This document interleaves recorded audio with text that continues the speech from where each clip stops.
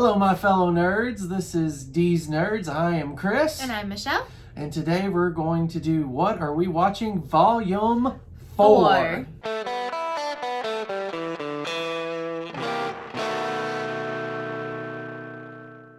Alright, so first of all, if you like the video, please give it a thumbs up. If you like the channel, like what we're doing, please subscribe to it and ring the bell so that you know when those videos are coming out. So hey, let's move on to What Are We Watching? Let's just dive right in. Do you want to go first? Do you want me to go first? I'll go first because we've been watching a lot of stuff, guys. Yeah, that's why we're doing another one, right? Yes, these are coming out really fast. I swear we don't normally watch this many movies, but man, we've had some time on our hands. We sure have. So first one that we watched is actually one we really recently picked up, and that is the classic comedy Beverly Hills Cop. Yup. So we watched the first one. This has got all three in the box set, but we just watched the first one this time. It's one that I grew up watching, and it's just such a fun movie. Like, it's got a good, I mean, there's good action and there's good, you know, cop stuff too, but it's just a fun movie. There's a lot of laughs, and it's one you can't feel sad once you're done watching it. You just can't. Oh, I keep wanting to go into the theme song, but I don't want a copyright strike, so I won't do it. But Nope, you're good. Okay. Well, I mean, what else can you say about this movie? I mean, it's quintessential Eddie Murphy. You know, all the actors in it are really great. Great chemistry on screen. It's funny. You know, great action, like you said. I mean, man, it's definitely one of my favorite comedies from the 80s. Absolutely. It's a fun one. Definitely. So this one I'm going to do first because I've already done a video on it. So, you know, just might as well talk about it because, you know, as you guys well know, Teenage Mutant Ninja Turtles from 1990. So, you know, we'll put the link in the description. Also, if you look at the card up here, there'll be a link to watch that video so you know my full thoughts on it, the full 30 minutes worth of thoughts. You know, I love this movie, one of my favorites since I was a kid, and still the best Ninja Turtles movie even 30 years later. So that's kind of sad to say, but it definitely is. And you know, everything from the puppetry to the characterization between all four turtles. Shredder is just hardcore in this. Splinter's awesome. Casey Jones. I mean, April, Judith Hoag, her performance as April O'Neil is just fantastic. Again, one of my favorite films of all time. So watched that one night. It was good as usual. So next up, we finished out the original trilogy for Star Wars. Watched Return of the Jedi. And so coming up soon will be a video of each of us individually ranking all 11 Star Wars movies. And we are not going to tell each other what our rankings are before we do it. So we're purposely not talking about it. Yes, we do promise that that film is coming, even though we, you know, we mentioned it in the last video too. So. Well, and while we're on that, I had a wild hair and decided to rewatch The Force Awakens the other day because I love it. And partially it was I wanted to watch some of the special features on it. So there was a 1-hour documentary on it that just kind of gives an overview of all the things they went through getting the movie created and getting all that started and casting and everything. And so that was a fun one to watch. And then I, of course, wanted to watch the movie again afterwards. So I did. I love it. Yeah, I didn't watch it with you, but, you know, watched it many times. And I really like it. And I remember when we first went to the theater and watched it, we really liked it. Although I know you had a bad experience in the theater with that movie. I did. The moral of the story is don't post that you're watching a really important movie on Instagram before the movie actually comes on because some troll will come up in your comments and spoil the ending. Yup. And had a picture of the moment, I believe. Yeah. That showed, you know. Oh, no, they didn't put a picture. Oh, they didn't? No. Oh, that was actually another person I knew that someone just put like a screenshot of that moment. If you, okay, spoiler alert, if you are watching the show, you've probably seen this movie, you know, that, spoiler, Han Solo dies by Ben Solo's, Kylo Ren's hand. So, yeah, that was not cool. And if that happened right before the movie? Yeah, that happened right before the movie. Like, I posted the picture of us, I had tagged The Force Awakens in it. I went to turn my phone on silent, I think, before the preview started and saw the comment before anything happened. And I very kindly said nothing to Chris until after it was over. Yeah, I did not know until after and was very furious for your sake because that's not cool. I mean, who does that? Seriously? But also, I'm such a Rey fan girl. Yeah, Rey, she's really my favorite part of that whole trilogy. So, All right, the next one we watched was one of my favorite horror comedies, the wonderful Zombieland. I mean, great comedy, great action, the kills in it, the rules and everything that The comes rules up on in that. it are what make it for me, because I feel like we've all watched that zombie movie where somebody does something dumb, and now I can't watch those zombie movies without going, double tap, double tap. Absolutely. Yeah, you've got to double tap. I mean, it's very cardio. Mm-hmm. You know, I mean, all that stuff. Seatbelts. You know, enjoy the little things. Mm-hmm. Don't be a hero / be a hero.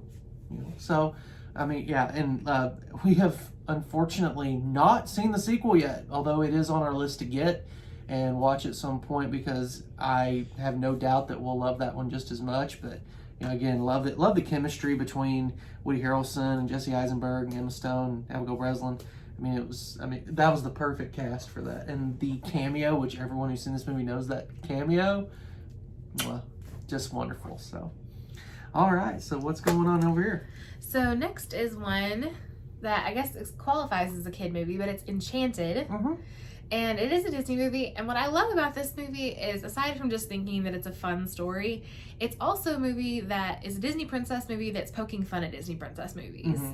And I have to appreciate that about it too. Amy Adams is great in it. James Marsden, Patrick Dempsey, Susan Sarandon. They're all great. I think that Amy Adams did a great goofy Disney princess for this movie. She sure did, yeah. She really does. And so it's just a really fun movie. And this is another movie our daughter got totally entranced in while watching. So that was fun. Charlotte very much loved that one. I mean, what can you say? It's a sweet movie. It's goofy. It's got great music. You know, does what Disney should do in that regard. So. Although every time I watch it, I'm always ready to like completely gag at the part where she calls the animals to clean the real life apartment, and it's like cockroaches and rats and mosquito, like flies and then the little girl comes out and is just like, oh my gosh. But hey, it all works because magic. Yes. So, all right. So the next one we have, we're working our way through the Daniel Craig James Bonds in anticipation. It was in anticipation previously, the idea for the new Bond movie coming out, the last one with Daniel Craig. But now that it's been pushed back to November, thank you recent events, we are now working our way through this. This is the second one, of course, which is Quantum of Solace. I remember when this came out, there was not a lot of love for it, and I loved it as a direct sequel to Casino Royale. I think it works very well in that regard. As a standalone story, it is a little bit weak. But I think we both appreciated it more this time than the last few times we've watched it. Oh, absolutely. And it gets by on the strength of action scenes and Daniel Craig as Bond. It does really well. You know, like I said, the story is a little weak. It has gotten stronger, though, the more times I've watched it, and it's really good in my opinion still. And the thing is, like, the story that's there is good. It's just that there wasn't enough of it. Mm-hmm. So it wasn't that the story itself was weak. It was just weakly portrayed, I guess. Yeah. It just wasn't fleshed out enough. But I think the story was interesting. The concept of trying to control water. Mm-hmm. And you have to recognize what was going on at the time. You know, there was a writer's strike.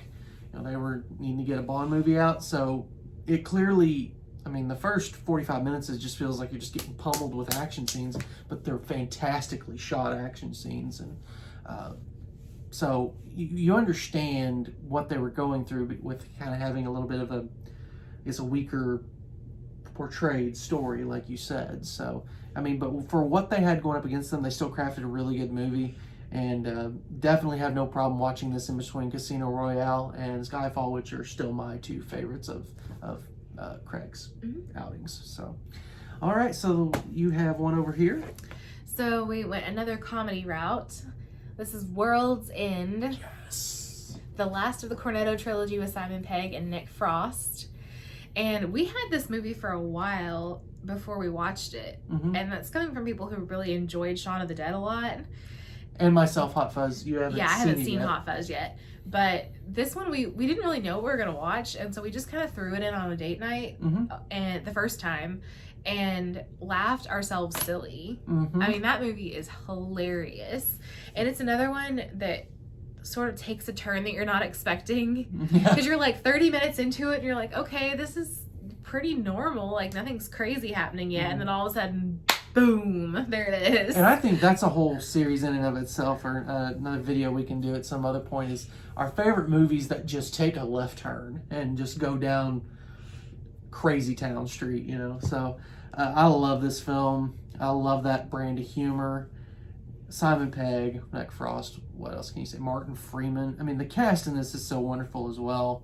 And can't say enough good things about it. It's just a funny, fun thrill ride. So this one here that I have going next is one that got a lot of hate when it came out and is kind of considered one of the biggest flops of all time. But I really love it, and you'd love it as well. But it's The Lone Ranger. Full disclosure, Lone Ranger was one of those things as a kid that I grew up watching, the original 50s black and white with Clayton Moore as the Lone Ranger. And so I was very excited for this to come out. While the first couple of times I watched it, I wasn't a big fan of what they did with the Lone Ranger at the beginning of it. It's something that's kind of I've softened on over time. And the last 20 minutes when they have the train chase and it's the William Tell overture, that is the Lone Ranger, and it's beautifully done. I think this movie is a lot better than people give it credit for. And I think it's a case sometimes of the narrative about a movie controlling what people think about the movie, because everything that I heard about this film before I went in to watch it in the theater was this is a horrible movie. It's because it's had reshoots, the budget is crazy, it's just not a very good film at all. And I walked out feeling the exact opposite, even though I had some misgivings about certain ways that they portrayed a couple of characters, still saying this is not the type of movie that deserves to be called one of the biggest flops of all time. There are far worse movies that need to be in that discussion. So I would love to hear your thoughts on it. Well, I had pretty much no background going into this. I didn't watch The Lone Ranger growing up. I really didn't know a lot about it. And so going in to watch it, all I was excited about was like, it's Johnny Depp. And I really enjoyed it a lot. And I'm also not one to follow entertainment news unless I'm scrolling Facebook or something and casting news just gets shoved in my face for an article title. I'm not one to seek it out. I'm not really one to look at it. And so typically I think me going into a movie, I'm a little less informed than you are. Sometimes that's a good thing. So I just went in just to watch it, and I thought it was a lot of fun. There are a couple of moments that it's like, okay, stop trying to be Pirates of the Caribbean. That's cute. Move on. I know there's two specific moments in there. I remember that. One of them is when he's stepping off, like I think it's when he's stepping off the ladder or something, and he like steps off onto a platform, and it looks very much like the opening scene of Pirates of the Caribbean when he steps off the sinking ship or the sinking boat. Yeah. And I was like, okay, when you have the producer and the director from that film, I can understand some of those plot points or styles kind of seeping in. But yeah, you're right. They definitely have those moments where you're like, yeah, you're kind of, I can see where you're trying to do that. But, if you watched it before and hated it, give it another try. Like I said, the first time I watched it, I did have some misgivings, and those have softened over time. If you haven't seen it before and you've just heard it's bad, if you trust our opinion at all, we really love this movie, and it's one actually I think we'll probably be rewatching. I think it's been a couple of years since we watched it. It probably won't be a couple more years before we watch it again. So, what are you doing on your side? So next up, I have this again. You guys are gonna get tired of seeing this, but this should be the last time for a while. Well, sorta. Yeah. It'll be the last time you'll see it, and what are we watching for a little while anyway? Yeah. So we watched Mockingjay Part 2 so that I can do the final in the trilogy of hits and misses for the Hunger Games trilogy. So as of right now, we have shot Catching Fire, but it is about to go out here very soon. So we're going to edit that, get it out for you. But as of right now, we can now do Mockingjay, which will follow up with Catching Fire when that video comes out. So. And as soon as I finish reading it, I'm also going to put up a review on the Ballad of Songbirds and Snakes, the prequel to this book trilogy that just came out. So I will be really excited if they make a movie of it, honestly, because so far it's really good. Yeah, I am waiting for her to finish reading it. She started to tell me a couple of things, but I was like, don't tell me. Just To be fair, I'd only read like 2 pages at that point. Yeah, exactly. So, and it wasn't anything huge at all. But I will read it, and we kind of talked about when you do a review, should I be included on that or not? Honestly, she is so into the book side and everything that I feel like she's going to give a lot better review than anything I could provide to that discussion. So I know you're going to give us a great review on that, and I can't wait to see that. So, all right, on my end, we finished out another franchise. Well, the exception of the TV show that came later. But yeah, that doesn't count. But that doesn't count the film franchise. We did Psycho 3 and 4. So we got those finished. Looking at Psycho 3, it's just one of those films. It has some cool stuff in it. It's got some really weird stuff in it too. Well, and I think the main problem that movie has is that it tried to do too many things in too short a movie. Mm-hmm. It really had almost 2 movies worth of plot lines going, and they tried to cram it all into about an hour and 45 minutes. It's not even a very long movie. Yeah. So it was just too much stuff happening, and they didn't really get to give, I think, a fair representation to any one of the storylines that they were really trying to give you. Yeah. Yeah, it was, and there's parts of it that because of that, it's like you're trying to fit a square peg in a round hole. It just gets bonkers there for a little bit. You're like, is this the same thing Hitchcock came up with? Like, it's getting a little out there. But having said all that, Psycho 4 is a completely different animal. This one, I think, is a very valid entry and is a very fun one to watch.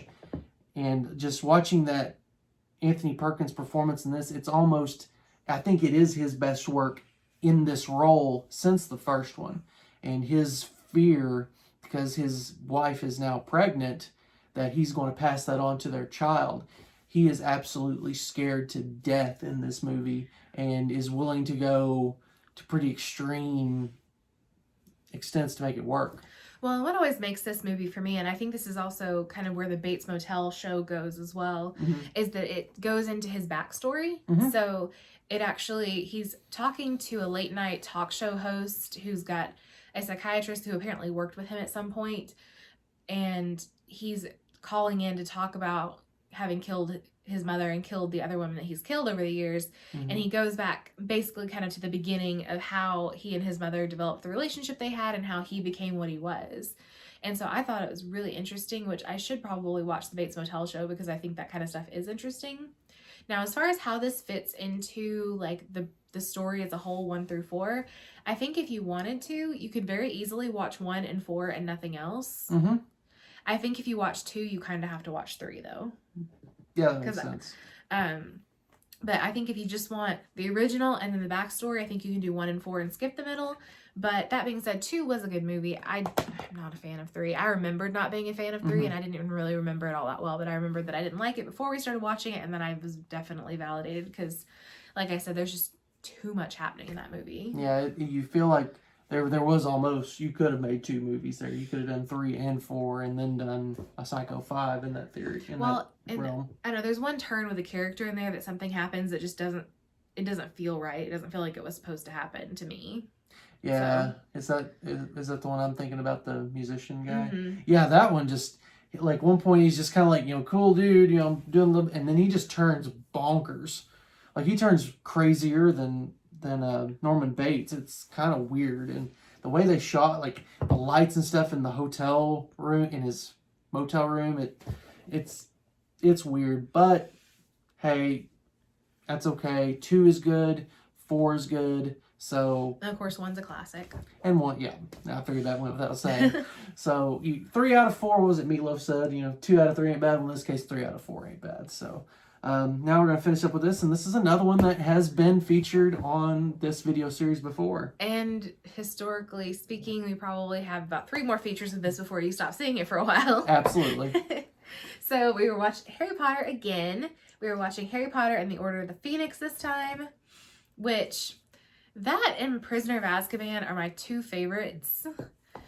And some days I go back and forth on which one I like better. I think Prisoner of Azkaban is, I feel like, a super popular favorite and lots of people love it. I think the time travel aspect of it is interesting and people think that that's really fun, but I actually really love Order of the Phoenix, even though stinking Professor Umbridge is probably the most evil villain in this entire series, Voldemort included. But I think I loved in that book, and maybe it's just me being a teacher, but I loved watching Harry come into his own teaching his friends Defense Against the Dark Arts. Yeah. And like watching how much that lit all of them up and how much he loved what he was doing, and as a result, how much they all loved what they were doing. Mm-hmm. And I don't know, I just felt like there was a really good breaking point for his character where he kind of stops being quite such a victim or just a guy who everything's just happening to, and he kind of takes some control and starts to make some things happen in this one. And I think a lot of it is that Umbridge just pushes him to this breaking point where he's like, are you kidding me? This is not happening. Absolutely. I mean, Umbridge, I've never wanted to throttle an imaginary character more in my life. The deep hatred for this woman that I have, I hate no one else in life more than this woman. I think she's responsible for 2020. That's what I think. I think Umbridge is, I think Umbridge is responsible for everything going on in 2020. I think, though, if she were real, she would not be real for long because I will have killed her. She is and I think we've discussed this a lot, Voldemort is the type of evil, he's the mustache twirling, bad guy, black hat. Fine. That we see that all the time. That's fine. Umbridge is the type of evil that you see day to day. The type of person that is just cruel and mean and cold-hearted. And every time I watch this movie, I almost hate watch it. I love the movie. I love Harry's journey in it, and I love everything about this movie. Oh, and also Luna Lovegood. Yeah, forever. And Luna Lovegood in there. She's fantastic as well. Love everything about the movie. But Umbridge's character, and I forget the actress that portrays her. She did a great job. She really did. Because if I saw her in real life, I might cuss her out. But she is so. I can't put enough. There are words that can't describe how much I hate that character, and I'm so happy out of the seat, like applauding when she finally gets her comeuppance. So, I think I'm done. I think I'm turning a little red face. You up. are. As you can tell, I hate this woman. So, there you go. So now I need to I wasn't even done. I know, but I hate Umbridge so much it hurts. Okay, I just think I need a minute. You just finish. I think I need to finish my drink. So anyway, this movie gives us the introduction of Luna Lovegood, who is such an awesome character, and I think gives Harry something that he really needs in a really weird time for him, which is someone who understands what it's like to be weird and to not feel all that accepted, because at that point he's the boy who lies according to the Daily Prophet and all that stuff. And Umbridge. Shh, you're done. You spent your speaking tokens. And so I think she just provides a really good kind of, I don't know, shouldered crown's not quite the right thing, but someone to talk to who gets it, who gets what it's like to be the weird one. And I just always love that about her. I think she's a really cool character. I love that she's introduced as Looney Lovegood. Yes. I love that it was, if you've watched Star Trek The Next Generation with Broccoli. Lieutenant Broccoli. It's the same type of situation. Hermione's here's Luna Lovegood. She just got like the, oh shoot, look on her face. That was one of my favorite moments. It was great. Yeah. But, okay, so I have calmed down now, and so I can talk about something else that I love, so much so that, once again, I made a video about it, which just came out here recently, and it is the Blues Brothers. I mean, come on. I mean, John Belushi, Dan Aykroyd, like I said, I made a movie on this. This is how much I love this. It's a movie that I feel like is one of the things that's responsible for me wanting to play music and be a musician, be a guitarist. And we'll put the link in the description as well as up here on the title card. You can click on that and so you can go watch that. And I love this movie. It's one of my favorite comedies, musicals, you name it. Can't say anything about it. Loved it since I was 6 or 7 years old. So your thoughts? I think it's a movie that has a lot of fun parts to it, and I can see why he loves it so much. It's just not really my thing. And so, like, I don't mind watching it with him, but it's not a movie I get excited about. Yeah, I think we all have those movies, both of us in our collection, where it's like, yeah, you know, I can see it's not going to be one. I always use this phrase. It's not the first one I'd reach for, kind of thing. But this one would be one of the first ones I'd reach for. But so that's what we've been watching. So I definitely need to go calm down, because anytime Umbridge comes up, I get my dander up, definitely. So you know, we're gonna go grab a drink of water, calm down. But we hope you enjoyed this video, and please like the video if you enjoyed it. And also, comment below if you have anything to say about any of the movies that we watched this time. Absolutely. Subscribe to the channel if you like what we're doing, as well as ring the bell icon so you know when those videos are coming down. You know, kind of piggybacking off of that. What are you watching? You know, we would love to know that. What recommendations do you have for us to watch? You know, if you've seen something that maybe you would like us to kind of comment on, put it in the comments. We'll be happy to either pull it up on Netflix or something like that and find out. So until next time, I'm Chris. I'm Michelle. And this is Dees Nerds, and y'all have a great night. Bye. Bye-bye.